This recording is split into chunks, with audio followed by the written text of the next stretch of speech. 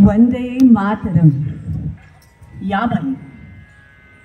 वंदे मातरम. कसे आहात? आम्ही उत्तम. आणि आपण कसे आहात?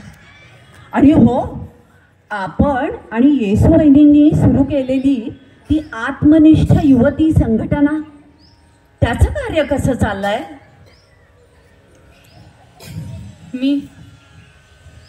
मी पण छान. आणि संस्थेचे कार्य पण जोमात. हो ना. मग आपण इतक्या दुःखी का नाही? हा, आम्हाला या कैद्याच्या वेशात पाहून अहो फक्त कपडे बदलले आहेत आणि हे अलंकार आले आहेत, बाकी आम्ही तेच आहोत. माई, बोला ना काहीतरी.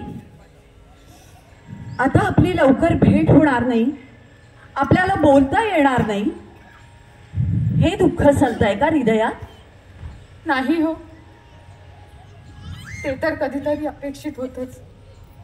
पण माझं दुःख जरा निराळच आहे.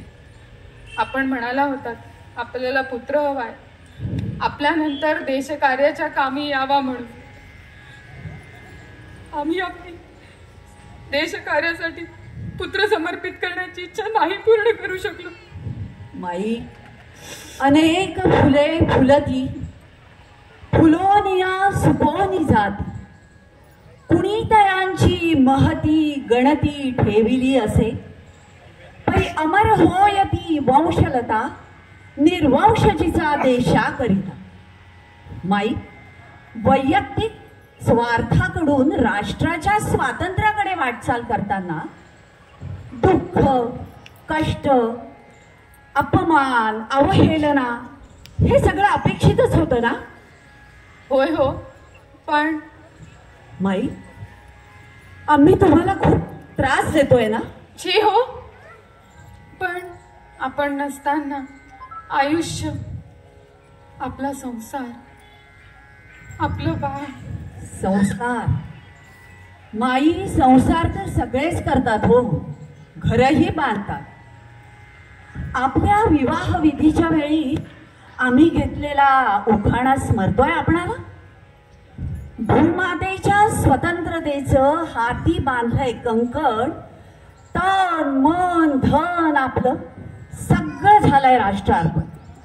आणि हो, त्या पहिल्याच रात्री आम्ही आपणाला सांगितलं होतं की आमची पहिली स्नेह भावना ही फक्त मातृभूमीसाठी.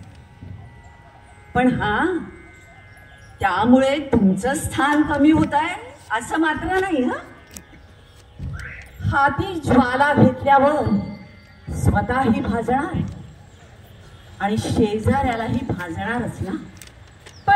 पण माझं त्याबद्दल काहीच म्हणणं नाही. माई, आता आपल्याला संसार करायचा आहे तो या मातृभूमीचा. अहो, जमिनीत दाणा पेरल्याशिवाय ज्वारीचं कणीस कसं येणार? पण त्यासाठी दाण्याला जमिनीत रुजावंच लागतं.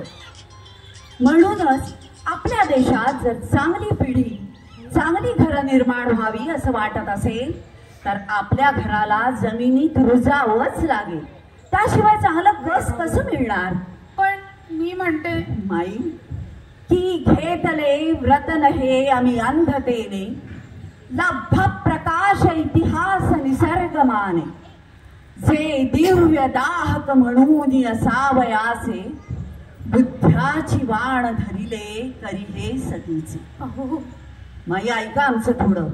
भेटीचा अवधी फक्त 5 मिनिट आहे. माई, आपल्या या हिंदुस्थानातल्या घराघरातून पुन्हा सोन्याचा